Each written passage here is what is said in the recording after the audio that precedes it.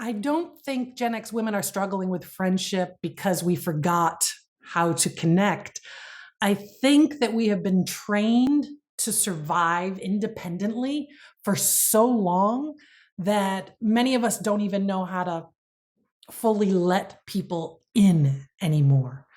And I have definitely been hearing from many Gen X women, and we say that we want community, but underneath that, because many of us are exhausted, overstimulated, full plates that are overloading, burned out, not a lot of bandwidth, or feel like we don't have a lot of bandwidth, that it sometimes seems like a real, true, deep friendship isn't even available anymore. My name is Amy Palmer. I am your Gen X big sister. We talk about all things pre-retirement here. Pre-retirement is the last 10 to 15 years before retirement. So you might not be ready for retirement emotionally, financially, etc. But you don't necessarily have to keep living your life the same exact way that you have been for decades. Today, we're talking about friendship, but it's not just about friendship. This isn't just like, oh, how do I make new friends after 50? It's not that. There's been a lot of nuanced changes in our relationships. And we're all, even though we're at similar age range as Gen X, we're experiencing it. We're in very different life experiences, depending on the choices and the paths that we followed, up to this point. Some of us, like myself, have been single with no kids, and that has a very particular set of challenge and stress and burden. Some of us are married and our kids are growing up and leaving the house, and so it's a new thing to get used to the whole empty nest thing. And some of us are in between taking care of two generations, between taking care of elderly parents and taking care of kids, that it's hard to figure out logistically when and how am I going to have time for friends. But yet we all seem to be expressing a need to have that connection. The more that I've been talking about these topics on these platforms, the more I've been hearing from so many women like you, like me, that are feeling this way. You're longing for a deeper connection. There could be like a little bit of loneliness, even as you are keeping super busy and having a lot going on, that the loneliness piece can play in. And there's a lot of expressed dissatisfaction for the friendships that you currently have in your life and that have always, the friends that you've had for a really long time. So there's been like a change in feelings about some of those. And what I've been hearing from many of you is that you thought you were the only one that was feeling this way. And I did one video where I talked about feeling like I don't fit in. And so many of you reached out to say, I don't feel like I fit in anywhere anymore either. A lot of us miss having real girlfriends and really want that deeper connection, but just don't know how to go about getting it. So let's dial it back a little bit. As I mentioned at the top of this, we were trained to be independent. We were trained to be low maintenance, not to need too much, not to burden other people, handle everything yourself, stay strong, stay resilient. Like we are an extremely resilient group, right? And be very, easygoing. So we mastered all these things. And we've learned how to survive independently, but we haven't necessarily learned how to build an interdependent community. I think there are some younger generations that are better at this particular piece of building an interdependent community. And think about it.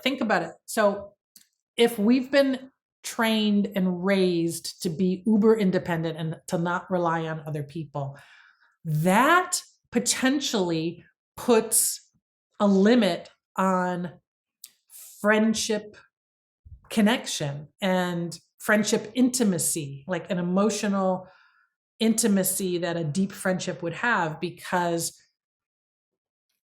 needing each other back and forth is part of what makes us get connected on a deeper level. Like, think about when you have helped someone in your life that you love and care about, and somebody leaned on you for something and you were able to help them, either like specifically help them or emotionally support them or do something for them.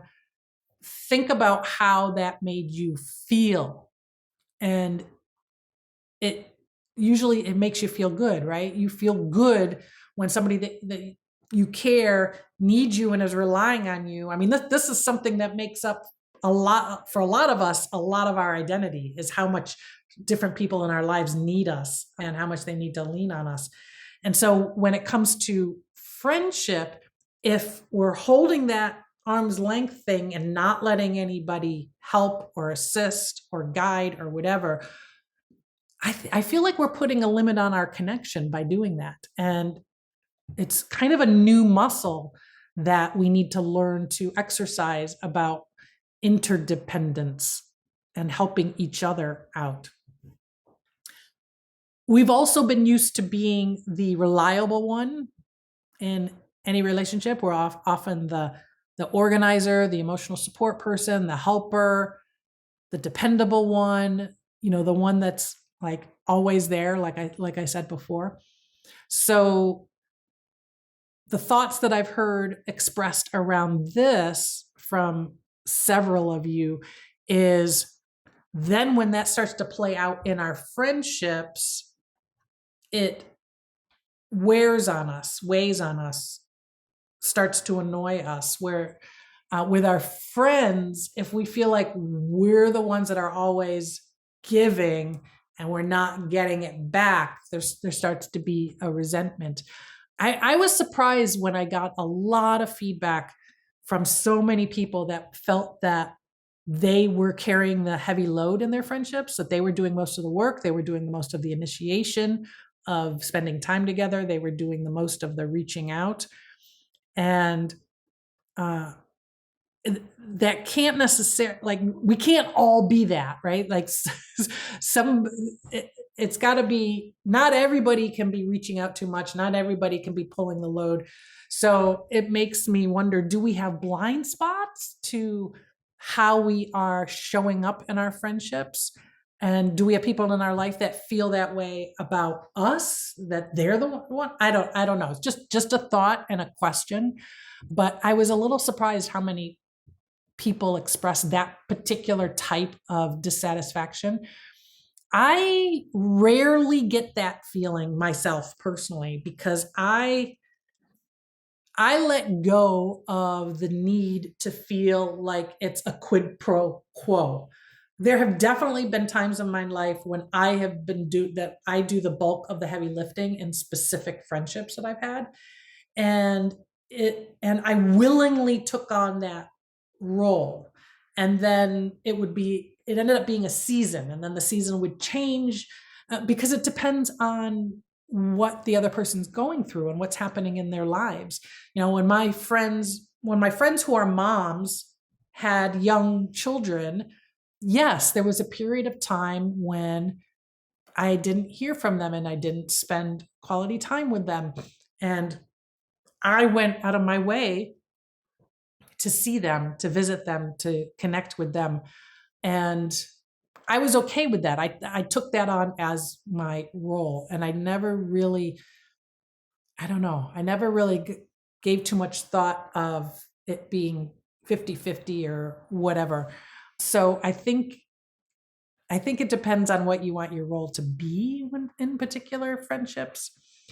And the other piece is, I heard somebody say recently that their newer friendships are very different from friendships that they've had from earlier in life. And I get that too. I think because we made friendships in different seasons and it was caused by different scenarios. It could have been friends from school. It could be friends from a particular job, and then you change jobs. It could be friends that, they were moms of kids that were friends with your kids. Like, it could be situational and environmental. And then the needs of the friendships and the dynamics of the friendships change over time. I have different friends from different aspects of my life that understand different parts of me. And there could be friends that I've been friends with for 15, 20, 25 years who don't completely relate to current day Amy.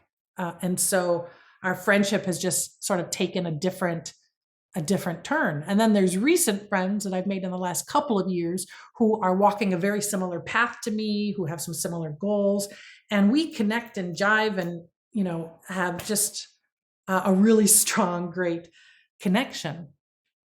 And I think it's okay. And I think it's okay to call it out. And I think there are a lot of ways to work on it. And a lot of us are working on it in our own way. A lot of us in this age are really looking inward. We're trying to recover from burnout. We're trying to figure out what we want next in life. A lot of us are in therapy. A lot of us are doing personal development. So it would make sense that as we change and evolve, we wouldn't necessarily be changing and evolving at the same speed and in the same direction and in the same way as the friends that we've made throughout our lives. It's going to be slightly different. So I think it's okay to redesign your life and your friendships intentionally. And that doesn't mean that you have to start over. It means that you can complement and supplement who you have in your life and what you want that to look like. All of this is what has prompted me to create the Gen X Women Inner Circle. It started with somewhat casual monthly virtual coffee chats where we connected online, and we found that we weren't talking about superficial, shallow things. It wasn't small talk chit chat. We were getting real and going deep. But we wanted the opportunity to get together on a more regular basis and go a little deeper and possibly meet in person and just get to know each other. It seemed like we were experiencing very similar things. So I've launched the Gen X Women Inner Circle so that we can do that. We can meet virtually. We can meet in between calls. We can have in-person meetings and really have that help and support, because we're all carrying a lot right now for this particular phase in life. And I think that's one of the reasons why Gen X women are really speaking up online. I first noticed it on Threads back in December. There were several conversations, several things that I posted went viral, and I saw the Gen X conversation among women was definitely taking off and going viral, and just lots of conversations with hundreds and hundreds of comments and stories sharing. And here on YouTube, we're seeing more and more of us sharing our story. So it makes sense that the online space has been exploding, and we've been yearning for a way to express these complicated feelings and experiences and these complicated needs and wants and desires that we have right now. So we've been doing it out there, on the intrawebs. So my mission right now is, let's pull some of us in together. Let's have that connection and be very intentional about it and be consistent and vulnerable and connect and just have that additional support. So if this is resonating with you, if you are an uber independent Gen X woman who has been feeling the weight of burnout, of this pre-retirement phase, you're not sure what to do, you're not sure which way to go, you're longing for that community and connection, check us out. This could be it for you. I would love to have you as part of the circle. Check out genxwomeninnercircle.com for more information. And we're having our first meetup coming up pretty soon. So I'm looking forward to getting that going. And again, my name is Amy Palmer. I am your Gen X woman. No, I'm not your Gen X woman. I'm your Gen X big sister. Hope to see you in the circle. I'm signing out.